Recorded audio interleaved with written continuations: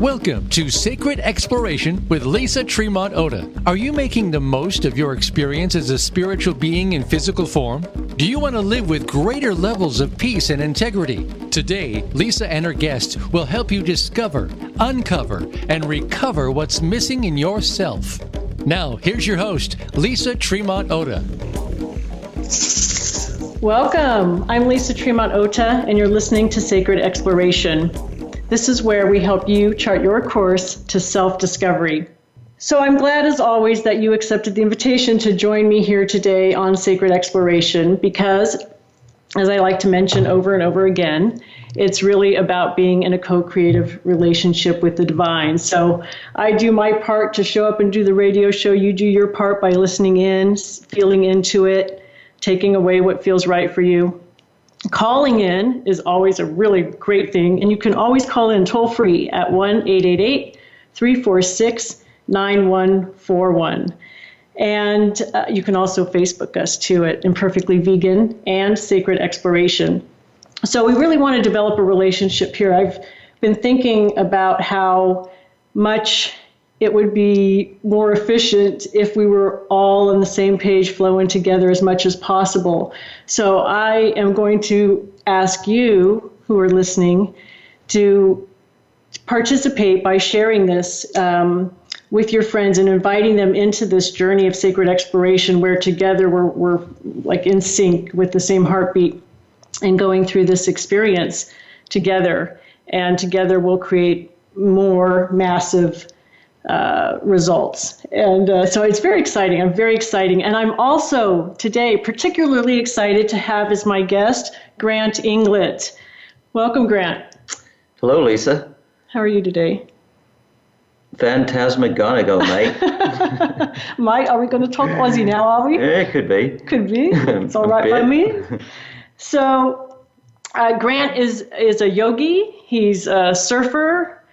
I really don't have to say much more than that, but he's a lover of life, and he has informed me on my path more recently, and I really admire your way of life, Grant. Thank you, Lisa. Yeah.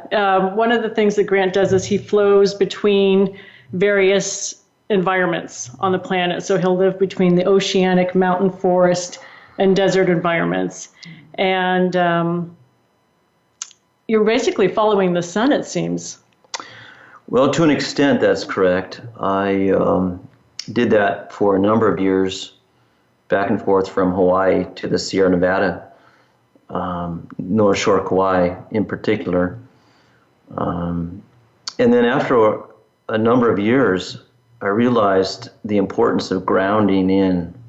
I had become quite etheric and abstract, moving between environments as a human being and experiencing them as a sensory being very deeply because I've been doing the yoga and the surfing half my life, naturally integrated a sense of soul power from these activities. And I suppose that's what I'm wishing to share with the listeners today is that it's possible when they realize they have a choice and it's their own choice, and no one can do it for them. So I come through an experience of deep gratitude. I found out that being in the present moment requires you to be grateful. You can't not be present and without being grateful. So looking forward every day with a certain creative zest, curiosity and courage to discover what life's going to present in the moment. Are you saying you would necessarily be grateful in the moment because if you're in the moment, it's going to be something worthy of our gratitude? Or well, this is the mystery of life because of the realization of death as the great equalizer. Any spiritual being who evolves as a human has a relationship with their own death.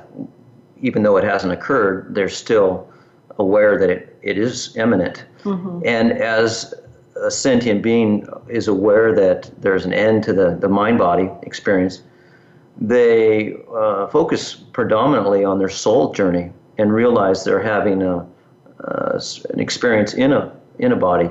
So they do things to take good care of it, understand there's this split between form and formless, a dual experience. Like your term imperfectly vegan is a dualistic term to explain that we have a target in life of perfection, whatever that is for each person in their discovery. But that we're always learning and growing along the way, and so there's this sense of allowing for growth and learning, and there's a gratitude that comes from actually learning. That when one integrates lessons, they've moved beyond a visible boundary, and like Henry David Thoreau would say, in an uncommon hour. And that's because they were searching in a particular direction. Eventually, they find. And so, wow. having the faith that there is a curve that one is on in the life. And so with the thought of death ever present, we enjoy the sacred moment. Well, that's where we come up with the terms sacred and profane. We realize that because there's an end to this, where do we want to focus? Mm-hmm. And that becomes the choice every moment for each person. Do they want to focus on the sacred or the profane or somewhere in the middle or a little of each and grow in different times of life and so on. And so it came to me earlier in life that I ought to be aware of the elemental world and move in the elemental, the organic, to stay grounded. Because I was. So that put you out into nature and all these various environments. Right. That's exactly it. I kept on being a student and a curious and courageous student. I didn't just simply follow the person, the leader. I was my own goat. I was my own lead dog out there and discovering. And then I found others along the path that were peers that were also doing their own version of the same thing, and like yourself. Thank you. You're welcome. Well, since you mentioned it, with the Imperfectly Vegan, can you say more about your feelings around that term or how it's impacted your lifestyle or anything you'd want to say about it? I have an Imperfectly Vegan moment in every episode. Yeah. I like to bring it out because it's really important. So. Okay, so the way I interpret this is that as a steward of on the planet, as a person who's caretaken a couple avocado orchards in Ventura and Santa Barbara counties in the 80s and 90s and so on, a lover of life, nature lover, one comes to see that there's this ever-renewing cycle of life and death in nature, creation, destruction, fertility, etc. And that the Mother Earth that we're on, the source planet, is so wonderfully providing us when we can experience this and recognize it. Pachamama. To be present to the moment and meaning grateful for your next breath, being able to move on the inhale and the exhale with gratitude, so that you naturally then invest your experience through your internal being, and that means the body. That means the gratitude for nature and what nature provides. So you will naturally gravitate towards things that bring you health and vitality and allow you to live in your senses, in your sensate fully. And you realize that you're experiencing this dimension with the eyes and the ears and the taste buds and the touch and the smell. So you want to make sure those things are always functioning at their peak, and living close and simple to nature provides that. As Imperfectly Vegan lifestyle does? Well, Is that what the connection? Certainly, Imperfectly Vegan lifestyle does. Moves us more towards a plant-based life, away from animal agriculture that's being done with some hubris, some arrogance and ignorance by the human, in my opinion. Right. So the cleaner we can be, the more we can have the flow and even the airflow through the breath that you're right. Health and vitality, supreme health and vitality are our birthright if we claim them to be so. Exactly. And that's the point of the show, is to bring out those gifts, talents, and skills, resources that are available to all of us that we all can do, and usually for free, like breathing. And eating isn't exactly free, but we all have to do it if we're to live. And so it's an act that we're freely given every day to make those choices. Definitely. Right. And so one would naturally want to learn how to make better and better choices around how to taking care of their body, their mind, their breath. And this brings up something that you and I have talked about before, which is that we're both stumped on. Why don't people love themselves enough to take better care of themselves? Well, they haven't been exposed to the knowledge and awareness, and they've been exposed to a lesser idea of what is possible for themselves. And they've accepted that as good enough. Well, it takes an awareness, too, because we are confronted with a lot of images from the fast food industry and food manufacturers, all that, but nobody's really forcing it down our throats. So, like my decision years ago to not go to McDonald's anymore, even when my family wanted to, was very conscious for me. And that's the thing, we all each alone feed ourselves. Like your parents stopped feeding you at a very early age, right? So it really is within our own jurisdiction to decide for ourselves what to put in our mouths. Yes. Did I get us off track there with that? Not at all. You got me on a flow there. That's that's well said. Right, read that in. Yeah. There's been a lot spoken already, then shared, that what's available is not what's being experienced. Right. What's being experienced is a packaged reduction of the potential.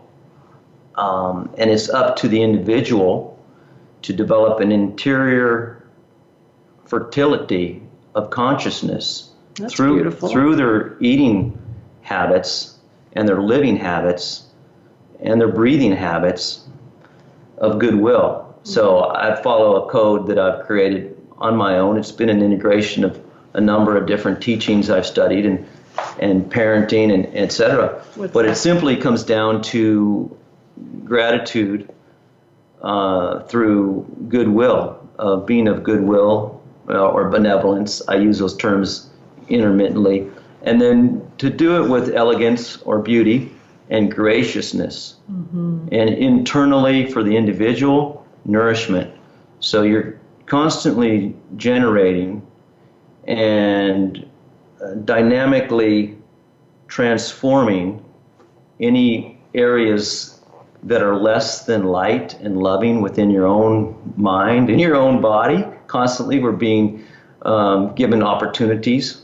You asked about the moment to be grateful, and sometimes they're not exactly what we had thought. But we can see in those moments, we can see the opportunity to transform them into positive, where we can continue to integrate and grow. And we all experience suffering. And even in the moment when it might seem a negative, if we can't see the bigger picture, that it could actually be in our best interest. And that's where growing older helps, and becoming an elder, becoming more patient, because you've had more time to see and having respect for elder because they've had more time on earth to learn. Right. And that gives them a certain cred. Some patterns to see take decades, right? Certainly. Yeah. Can't do it at age 16. Right. No. And so those choices are more raw when we're younger, and we learn our lessons a little tougher. But if we grow well, we can grow gracefully and age gracefully by integrating and becoming more mature in the way we go about our life. And so I certainly found that moving with more goodwill and gracious, elegant nourishment was not only good for me, it was good for everyone around me. And if people could come to that realization and it is a practice. Cultivate, and hone that within their own soul, this world would transform all by itself. That's the dreaming, that we can all find these choice points within our own soul. And that's why I love food too, because it is so ever present in our lives. Well, it provides that constant practice, if we want it to, or we allow it to, to provide us with an example of living in the present, in appreciation, gratitude. Yeah. And that's why we say a little prayer of thanks usually when we eat. We say something of thank you from where this food comes from, that It is a sacred source. Exactly. Well, with that, we are going to go to commercial break. I'm your host, Lisa Tremont Ota, and you are listening to Sacred Exploration.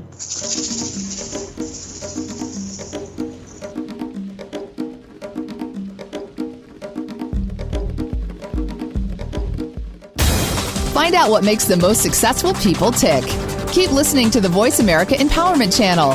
VoiceAmericaEmpowerment.com. Do you remember your dreams? Not exploring your dream life is like receiving a gift but not opening it.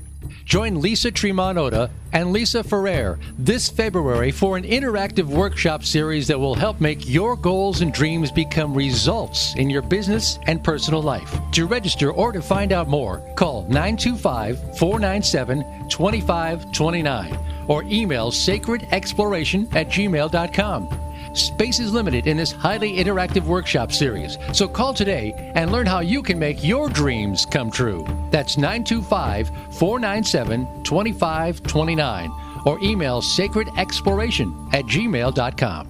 We have relationships with people in our lives, but arguably our relationship with food is the most intimate, dynamic, and enduring of them all. You can nourish your relationship with food and the planet. Purchase your copy of The Sacred Art of Eating, Healing Our Relationship with Food, written by Lisa Tremont Ota. A registered dietitian, nutritionist, and shamanic soul coach, Lisa can help you heal your relationship with food. The Sacred Art of Eating is available on Amazon.com, SacredExploration.com, and ImperfectlyVegan.com.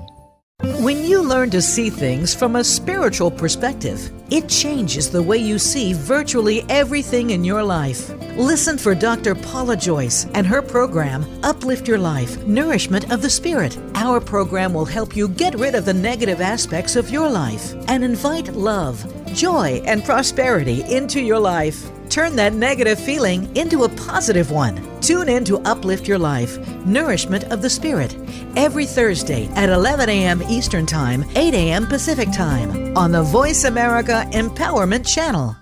Now you don't have to stay linked to your desktop or laptop. Take Voice America on the go and listen anywhere. Get our mobile app for iPhone, BlackBerry, or Android at the Apple iTunes App Store, BlackBerry App World, or Android Market.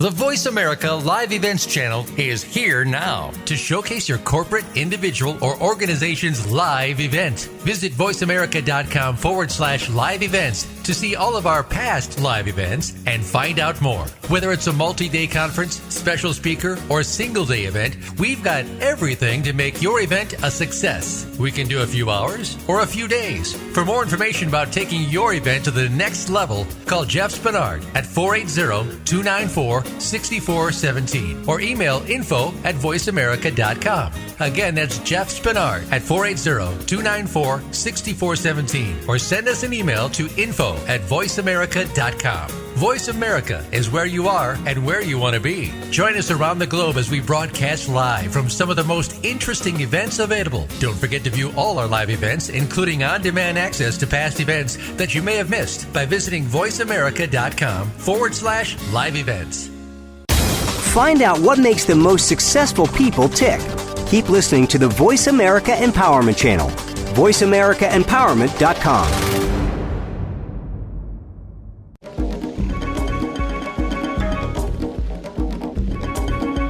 You are listening to Sacred Exploration.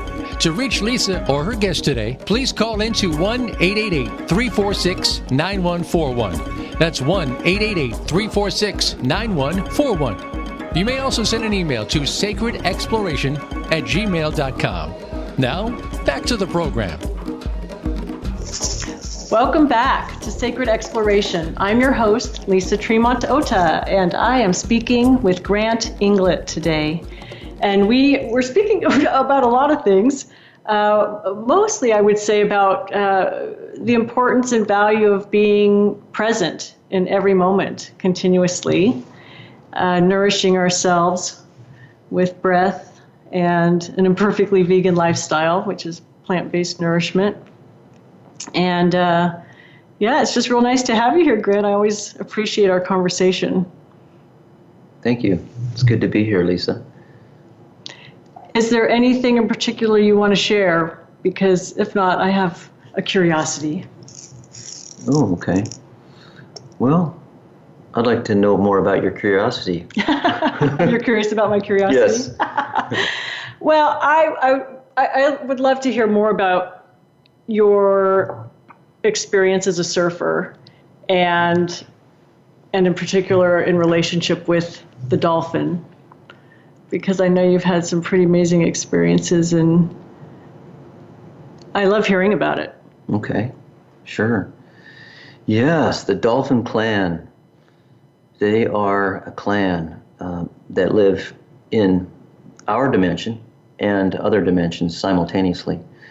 They have evolved to what I consider avatar status as a creature. That may be unusual to hear something like that from a human being. However, I've been out there in the ocean with them in the summer, in February, in the southern hemisphere, 200 yards offshore, and underwater, made some sounds and expressions. And they perceived me, a pod of them perceived me about 20 feet away, and 3 large ones come over to me, and in curiosity, in the moment, are wondering what I'm up to. And I'm just They're so playful. Yeah, they're playful and curious. They're and telepathic. Excellent communicators. They live within each other. They have these echo sonar chambers within their brains that are larger than ours, and they operate differently. They communicate differently, so they can use psychic telemetry and perceive energy and intention, light speeds. And humans are evolving and have the potential to do so, but most humans don't have that interest, curiosity, and courage to find out.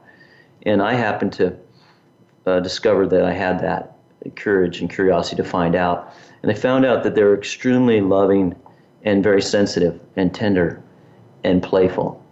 So they showed me all of the things of the higher emotional realm that I had always considered sacred in human beings.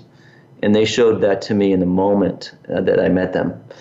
And so 8-foot wind swell is building, and I see it, and I pull into it, and all 3 of them are already in the wave, in the form of the glassy wall of water, just breaking all across the bay, and I'm number 4. On your board? I'm on my board. I pulled into it. And since then, I've had subsequent experiences where I will experience them in my psyche, whether I'm there in the water or not.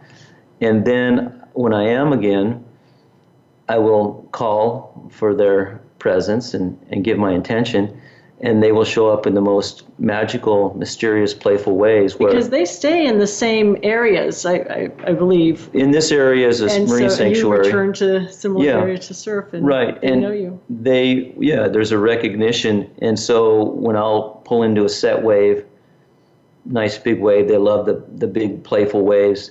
There'll be 2 or 3 underneath my board and a couple on either side, and a couple more jumping off to the side 30 or 40 feet away. And there's a sense of stampeding bliss across the water, and with human and dolphin love and bliss just sent across the horizontal plane on planet Earth. And so to me, that's sacred medicine, to witness, be part of, and then even be able to speak of such experiences. That'll shift the DNA. It certainly has, yeah. It's made me realize the potential, the untapped potential that human beings have, and what marvelous teachers the whales and the dolphins, of course, are, because they hold this knowledge and this wisdom within them and have for millions of years. And we are, if we're capable, to be grateful and humble enough for their gracious presence to share their love with us, and not treat them as a scientific experiment or marketable commodity. No, they're very sacred creatures, and they have feeling and tenderness and kindness and love. And they have a higher order where they have kept their numbers in check. They've kept the ecosystem in balance. They haven't done what the humans done on the terrestrial and in the oceanic environments of pollution and carnage and abuse, which is, so one, as a surfer, one comes to realize that all of the stuff flows downstream and ends up in the ocean, all of the waste. So one becomes efficient, simple, and aesthetic. They live for aesthetic reasons, for the pure joy of it, and they actually engage in that form of expression because of their love of life. And because of that, there's a sense of simplicity and goodwill around living a life where you don't abuse the source planet, where you honor it in all forms, in all expressions. And that's to me, that's a journey of bliss, what I call love bliss. You realize that you're connected to things and everything's connected to you, and your quality of intention is the difference. Right, that's what we were talking about earlier. It was like, why doesn't everyone take advantage of that? Like it could be so much easier, and we'd have to deal with so many fewer problems if we live that way. Yeah, they simply have to awaken to the fact that they have a choice. Probably speaking to the choir here. People who are watching, listening to Sacred Exploration are more enlightened, certainly, but we're all at different degrees. It's obviously an important issue to be discussed. And we all have room to grow, huh? We're always learning, and that's the joy. If we can be grateful for our lessons, that makes an enormous difference in how we're actually growing in life and how much life loves us back. Because I found that as I've been able to connect far beyond the planet in an abstract, spacious, vast feeling of bliss and joy and love and gratitude, there's been a response to that in what are unseen and unknown and unpredictable, gracious, elegant, nourishing moments and events that have come back to applaud and affirm that I'm actually in a co-creative experience. Yeah, and a co-creative experience with life. And recognize that I'm on a spiritual journey. I'm a soul living in a mind body, and that I'm actually conscious of that, and I'm taking good care of the mind body on a daily and moment-to-moment basis. And that's why we do shamanic soul work, because, as you said, we're the soul being that has various aspects. So when you say shamanic soul work, are you indicating any particular practice? No, in that reference, I was speaking to it generally. Shamanic soul work is being about integrating the different aspects of ourselves into a whole. And that part of the shamanic is to nourish ourselves well in order to facilitate all of that working at its best. Yeah. To bring us into wholeness. We're more than the the sum of our parts. So that's what I discovered as a surfer and as an avid outdoorsman in the wilderness, in nature, where it was all on me, survival, protection, food, shelter, and pleasure, all my own story, just like it's for you and everyone else listening and producing anything. Those are the four primaries. And if we take care of those enough, we can expand out beyond the sensory experience. Right, like that's why we don't need sick days. I think they're pretty much going by the wayside, but even 20 years ago when I was helping to develop wellness programs, like, why do we need sick days? We need well days. Like, we don't need to look to the negative to happen. Let's just experience our sheer bliss. But as was brought up in a previous episode, many people are afraid of their wholeness. Like, they don't know what that would look like. It could be scary for some people, even though it's really not. It's fear-based, so it's an illusion. But, but some people, to evolve is to see ourselves for the first time again and again and again and again. And again. Yeah, every day is a chance to be born to a new experience for a new day, and to create moments throughout your day where you give thanks to the sun, give thanks for your breath, actualize. Have a cup of tea. Have a cup of tea, roll around on the grass. I mean, feel yourself connecting to nature in whatever way feels resonant and meaningful, and be grateful for the experience of life. So that's what I consider being a lover of life, and then life loving me back because I showed up to meet life. Exactly. That's that co-creative again. Yes. It's playful, like the dolphin. And it's whole, because you realize that you come from the elemental, you come from these elements, from the earth and the water that make us up and renew us every day through eating properly and eliminating properly and being able to breathe. The respiratory experience is massive. And 80% of humans breathe with 20% of their lungs. 20% of humans breathe with 80% of their lungs. So it's a difference in the nervous system quality. One's operating out of fight and flight, sympathetic. The other one's connected, feeling enough. Wow, I like that. Well, we're about to go to commercial break, but when we come back on that note, would you lead us through a breathing exercise? Sure. If it still feels right. I like just the way you spoke of that made me want to take a deep breath, because we don't seem to know how to breathe properly, as you said. Anyways, we got to go to commercial break. I'm your host, Lisa Tremont-Ota, and you are listening to Sacred Exploration.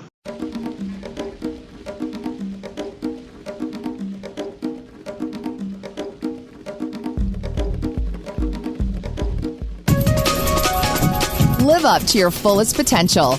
This is the Voice America Empowerment Channel. We have relationships with people in our lives, but arguably our relationship with food is the most intimate, dynamic, and enduring of them all. You can nourish your relationship with food and the planet. Purchase your copy of The Sacred Art of Eating, Healing Our Relationship with Food, written by Lisa Tremont-Ota. A registered dietitian, nutritionist, and shamanic soul coach, Lisa can help you heal your relationship with food. The Sacred Art of Eating is available on Amazon.com, SacredExploration.com, and ImperfectlyVegan.com. Do you remember your dreams? Not exploring your dream life is like receiving a gift but not opening it. Join Lisa Tremont-Ota and Lisa Ferrer this February for an interactive workshop series that will help make your goals and dreams become results in your business and personal life. To register or to find out more, call 925-497-2529 or email sacredexploration@gmail.com. Space is limited in this highly interactive workshop series, so call today and learn how you can make your dreams come true. That's 925-497-2529 or email sacredexploration@gmail.com. Are you tired of strained relationships that don't work? We all have at least one, a family member, friend, or coworker we struggle to understand and deal with.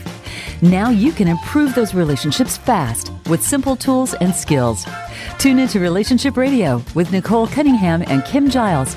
You'll learn how to have a better marriage, improve communication with your kids, and reduce stress at work. Listen live every Thursday at 9 a.m. Pacific Time and 12 noon Eastern Time on the Voice America Empowerment Channel. Become our friend on Facebook. Post your thoughts about our shows and network on our timeline. Visit Facebook.com/Voice America. Become a member of VoiceAmerica.com. It's easy, and best of all, it's free. Start out by going to our homepage or any of our channels and click register at the top.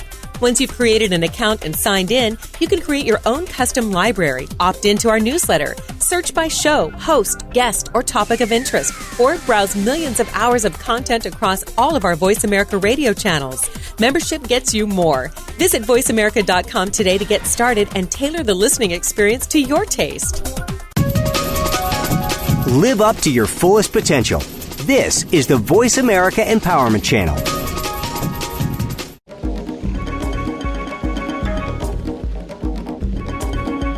You are listening to Sacred Exploration. To reach Lisa or her guest today, please call into 1-888-346-9141. That's 1-888-346-9141. You may also send an email to sacredexploration@gmail.com. Now, back to the program. Welcome back. I'm Lisa Tremont Ota, and you are listening to Sacred Exploration. Grant, we're speaking today with Grant Inglett, who is a yogi of 30 years? Well, I've been practicing since 85. I've taught starting in 93. So it's quite a while. Full-on yogi life. And surfer. And, that's right. I wanted to have you take us through a breathing exercise.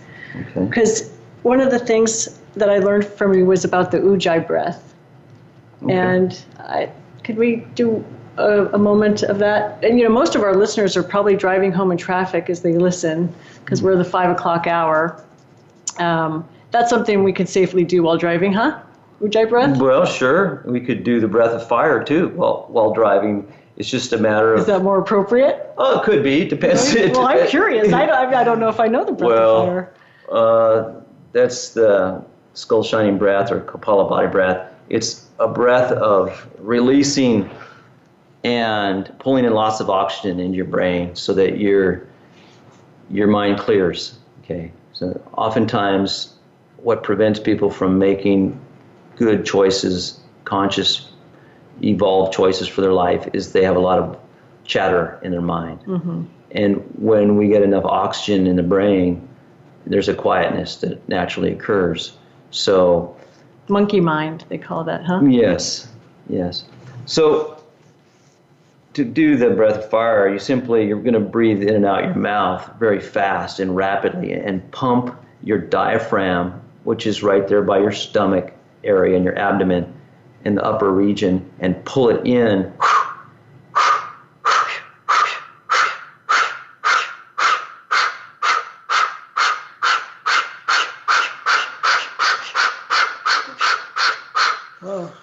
Yeah, and you may become a little lightheaded, so you don't want to do too much, but do enough, maybe 10 or 15. Maybe not while driving. Well, maybe. Really? Yeah, because while you're driving, you're experiencing depends what kind of, if you're in traffic, you're experiencing some nerve. Mm-hmm. You're a little close in proximity to everyone else, and that may make you feel a little, protective or guarded or maybe anxious.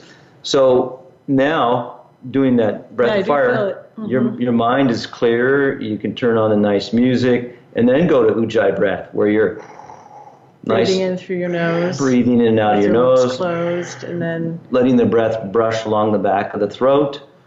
Feeling that's what makes that sound. Yes. It's like a deep. And that's building the prana, the life force in your nervous system. Okay, when you're letting that breath move along the back of the throat. And now you have some autonomy, you have sovereignty over your experience. And that's empowerment. That's about making empowered choices for a better life so that you have dreams and it's up to you to empower them and actualize them. Mm-hmm. And it doesn't, to me, mean so much what they are, but how one goes about them. And that's why I came up with the benevolent, elegant, gracious, individual nourishment, all gracious and individual nourishment, because mm-hmm. that's sort of a vision for everyone operating from a place of the glass is at least half full, a sense of enoughness, a sense of gratitude for actually being here. And it seems to me that gratitude for being here is essential to empowerment. One has to be grateful that they're here and show thanks in daily activities, whatever they are. And others around will notice. And they will see that they'll wonder why you're so happy and what's the secret to your bliss. We are simply moving in a state of gratitude and graciousness. So you're attracting benevolent experiences, beautiful experiences. And that's where the fear dissolves. And you can see that you've created your own fears. Because you recognize that you're not solely responsible. Well, you are and you're not. I mean, it's the one and the many. It's the thing that we're all here together, and everything is the cause of everything else. So no one's the victim or the oppressor. You get out of that duality of being disempowered and thinking yourself a victim and playing the self-pity card. And you don't allow anyone else to do that around you either, because you realize it's up to them to create a better experience also, because you're doing it for you, they do it for them. Which is not to say that we don't help each other out. Of course we do, but we do it out of a place of overflow or benevolence, out of goodwill, out of reverence and of the sacredness of life itself.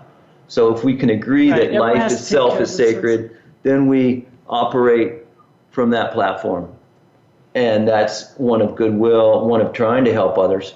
And yet they have to want to help themselves, or you're just codependent. So it is up to us from the standpoint that we make the choice as to whether or not we're going to be in present gratitude and go with the flow. That's our part. But I guess what I was trying to say is it's still part of that co-creative dance where it's up to us, but then it's also not, because there's all these factors that are not in our control. And that's what, I don't know, that's where I find the play. I find the surprise, and usually often an outcome if I'm in positive, open flow for something better and bigger and brighter than I had even imagined.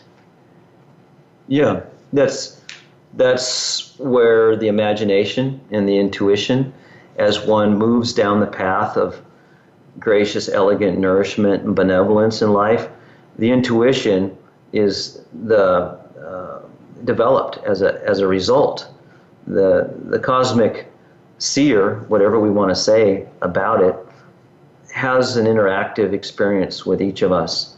And as we move in a way of love, we see love, we experience love, we attract love.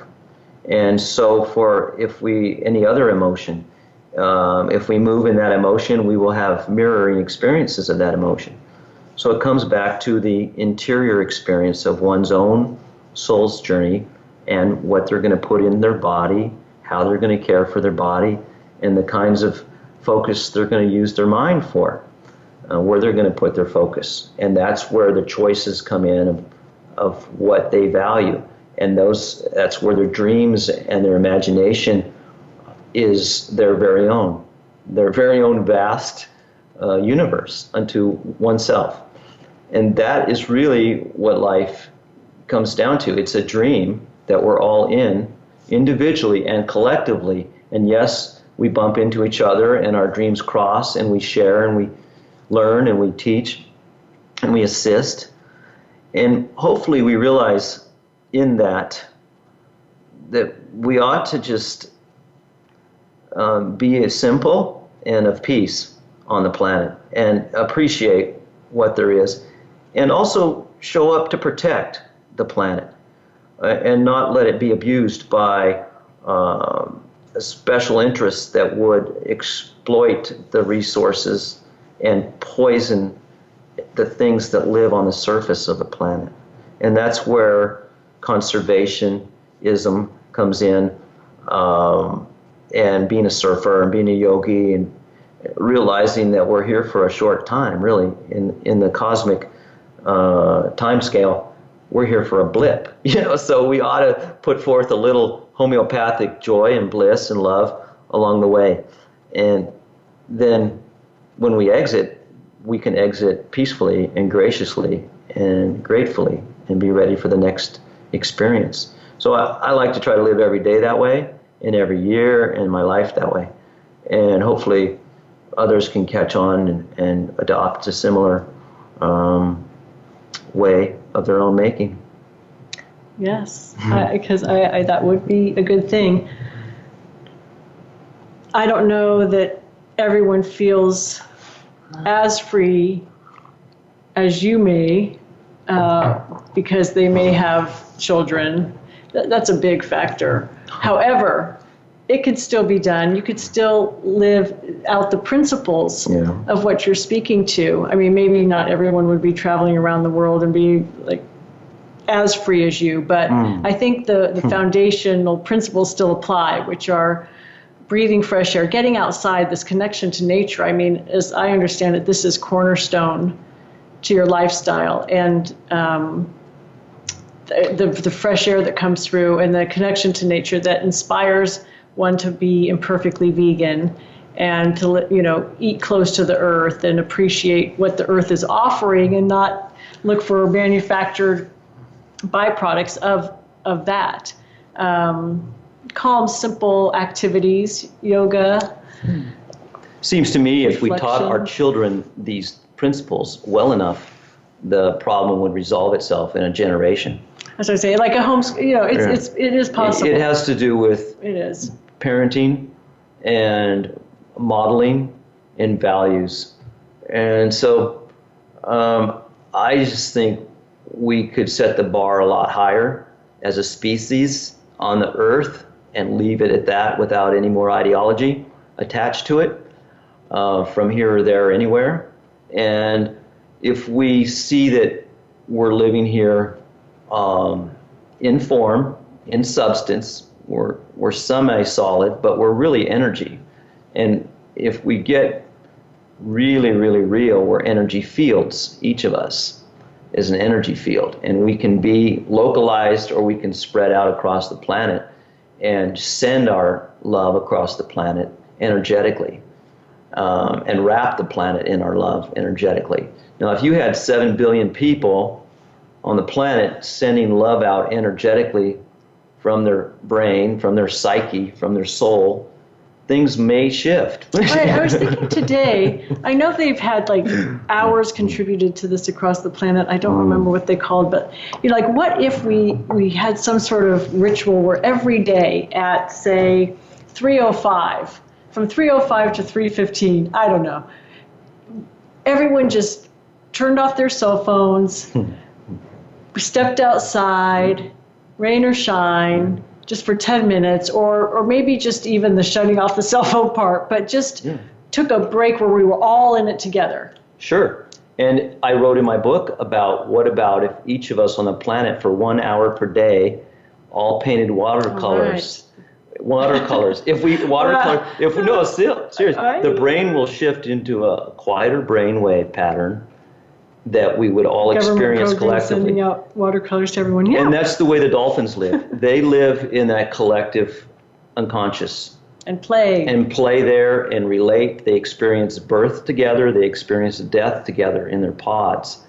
And same with the Aboriginal people. And indigenous peoples often experience these things as a group. And we live now in this mechanized, technological Western world where people are highly individualized in their interests and their activities. And the family unit has been the one area where people had the experience to have a cohesive, shared, participatory experience.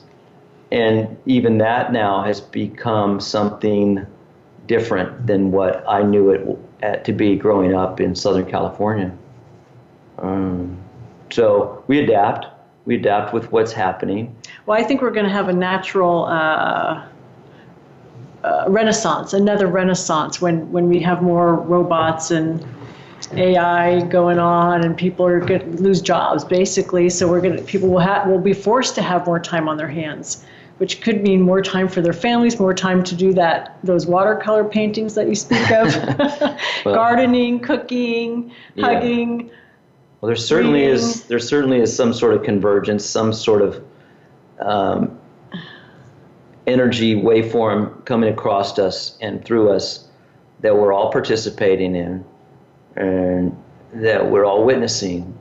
And from what intention are we coming from? I think that boils down to it. What's our attitude in all of it? I think that's 90%. I wrote in the book too about our attitude and intention being 90% of the outcome. 10% is the effort of putting it in the physical to make it happen. When you've got it crystallized in the subtle realm of the etheric body, of your emotional body enough that this is the way you feel predominantly, then that's your experience. And that's true for those who are blissed out of their minds and those who are suffering terribly. And so that's why trauma and treating suffering is very important yet very difficult thing to do because we're having to relate to someone that we're not experiencing what they're experiencing, and that disconnect of common experience, yet we're all part of it. So that's where the compassion, the sympathy, and sometimes empathy and goodwill, benevolence comes through. As you did when you also filmed your documentary film. That was an act of benevolent goodwill. Thank you, yeah. And that came through as a sideline to taking care of my dying uncle in Los Angeles, where I left the Sierra Nevada forest to go to Los Angeles and care for my uncle in his last year of life. I bump into the film project as a sideline because when we're putting forth goodwill, we're sometimes being asked to share some more, especially if we know how to do it well, and we've developed some skills and muscle in that area. But at the same point, I want to emphasize that everyone has a certain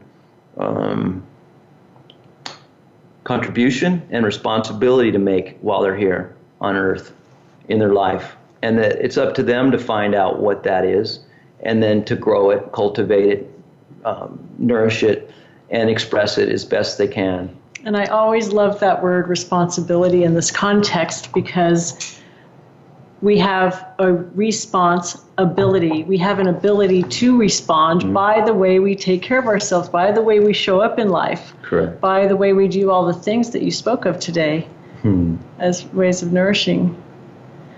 Yeah, wow. We're almost at close time here. And any last thoughts or you want to share before we go? Yeah. Simply synchronize your own individual heartbeat with the heartbeat of the universe, and you'll find your way and love bliss. Practice, practice, practice. Yeah, makes it so. Aho. And so it is. Whew, well, that was a lot of fun, and I thank you all for being with us here today or any time that you listen. And we will continue with our sacred exploration as the weeks progress, moment by moment, in gratitude. I'm your host, Lisa Tremont Ota. Thank you for joining us at Sacred Exploration.